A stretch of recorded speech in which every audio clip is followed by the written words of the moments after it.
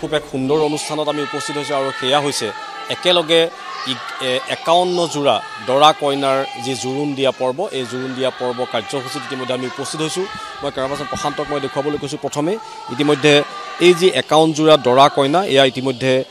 আজি আহি উলুতলি শিৱ মন্দিৰ ৰাজহুৱা ভৱন প্ৰাংগণত ইতিমধ্যে সমবেত হৈছে আৰু এই 51 জোৰা দৰা কইনাৰ আজি যি জোৰোণ কাৰ্যসূচী এই জোৰোণ কাৰ্যসূচী ইতিমধ্যে আৰম্ভ হৈছে জাউৰীয়ে ইতিমধ্যে বিয়ানাম চলি আছে মহিলাসকলে আয়তীসকলে ইতিমধ্যে বিয়ানাম গাই আছে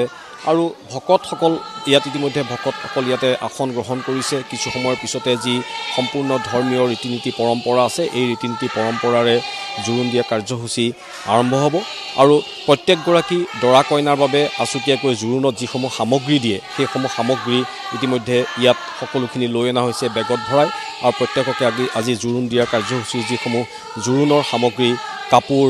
অলংকাৰৰ পৰা আৰম্ভ কৰি সকলোখিনি সামগ্ৰী ইতিমধ্যে ইয়াত লৈ আনি তেখেতসকলৰ জোৰোণ দিয়া কাৰ্যসূচী হ'ব আৰু এই যি বিবাহ কাৰ্য 51 জোৰা দৰা কইনাৰ সামূহিক বিবাহ কাৰ্য সম্পন্ন হ'ব 29 এপ্ৰিলত এই স্থানতেই আৰু এই কাৰ্যসূচী ইতিমধ্যে উত্তৰ পূৰ্বাঞ্চল লোক কল্যাণ সমিতি জনকল্যাণ সংস্থান জয়পুৰ ৰাজস্থান আৰু গোলাঘাট জিলাৰ ধৰ্ম জাগৰণ সমন্বয় মঞ্চৰ উদ্যোগত উলুতলি সমূহ গাঁওবাসীৰ লগতে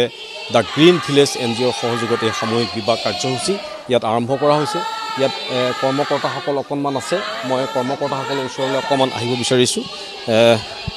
কেনেদৰে এই অনুষ্ঠান আৰম্ভ হ'ব মই অকণমান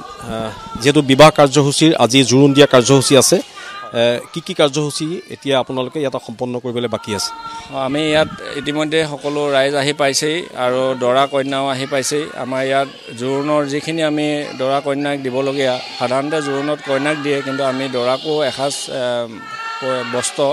আৰু অলংকাৰ আমি ইয়াতে আনিছোঁ আৰু ৰাইজে আমাৰ নীতি নিয়ম মতে এই অনুষ্ঠানভাগ আগন্তুক কৰিব আৰু তেওঁলোকক প্ৰদান কৰিব বিবাহ কাৰ্যসূচী আমাৰ হ'ব 15 বহাগ 29 এপ্ৰিল হয় ইয়াতে হ'ব আৰু ইয়াত আমাৰ 51 জোৰা বিবাহ সম্পন্ন হ'ব আৰু এই বিবাহৰ আমাৰ দৰা কইনা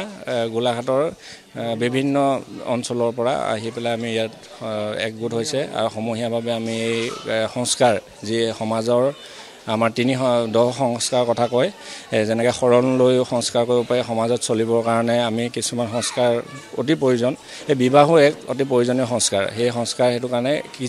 এওঁলোকৰ কিছুমান বিশেষ কাৰণত অৰ্থনৈতিকেই হওক বা বিভিন্ন কাৰণত এওঁলোকৰ সেইখিনি থাকি গৈছিলে আৰু সেইটো কাৰণে আমি এটা প্ৰচেষ্টা কৰিছোঁ যে আৰু এই উত্তৰ পূৰ্বাঞ্চলৰ লোক কল্যাণ সমিতি আৰু জনকল্যাণ সংস্থাই ইতিমধ্যে এতিয়ালৈকে 25,000 এনেকৈ সংস্কাৰ কৰিছে আৰু তেওঁলোকৰ আমি উদ্যোগত আমি উলুতলি গাঁওবাসী আৰু দ্য গ্ৰীণ ভিলেজ NGOৰ সহযোগত আমি এই কাৰ্যক্ৰমখিনি এইবাৰৰ পৰা আমি পদক্ষেপ লৈছোঁ আৰু আমি কথা ইতিমধ্যে আমি কৈছোঁ উত্তৰ পূৰ্বাঞ্চল লোক কল্যাণ সমিতি এতিয়ালৈকে 25,000 জোৰা দৰা কইনাৰ বিবাহ সম্পন্ন কৰিছে আৰু সেই আটাইতকৈ গুৰুত্বপূৰ্ণ কথা আয়তীসকলে বিয়ানাম গাই আছে আমি বিয়ানামৰ মাজলৈ যাম তাৰ আগতে মই অকণমান দৰা কইনাৰ ওচৰলৈ অকণমান আহিছোঁ আজি জোৰোণ দিয়া কাৰ্যসূচী এটা জীৱনৰ আটাইতকৈ গুৰুত্বপূৰ্ণ দিন বিবাহ যদিও হ'ল কি ক'ব ভাল লাগিছে বহুত এয়া এনেকৈ ভালে লাগিছে আৰু এনেকুৱা ধুনীয়া সামাজিক অনুষ্ঠান এটাত আমি হেৰি কৰিব পাৰিছোঁ আগভাগ ল'ব পাৰিছোঁ ভাল লাগিছে আমাৰ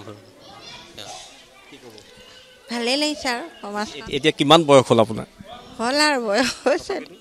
হৈছে আৰু 40ৰ ওপৰ হ'ল ভাল লাগিছে আৰু সমাজখন দৰা এয়া ভালেই লাগিছে বাৰু ইমান বছৰ মই যে এনেকুৱা এটা সুবিধা পাইছোঁ হয় সিমানে আৰু অকণমান বিয়ানামৰ মাজলৈ সোমাই যাম অকণমান আয়তীসকলে বিয়ানাম গাই আছে বিয়ানামৰ মাজলৈ আহিছোঁ